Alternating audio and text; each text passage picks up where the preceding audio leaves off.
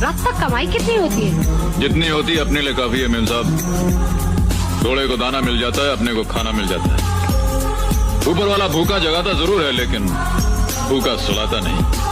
इज्जत की कमाते हैं, इज्जत की खाते हैं, किसी के सामने हाथ नहीं फैलाते।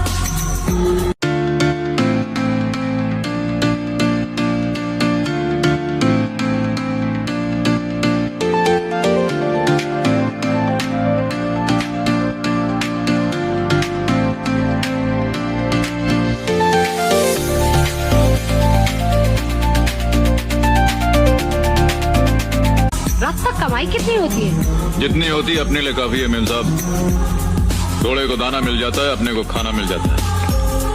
ऊपर वाला भूखा जगाता जरूर है, लेकिन भूखा सुलाता नहीं।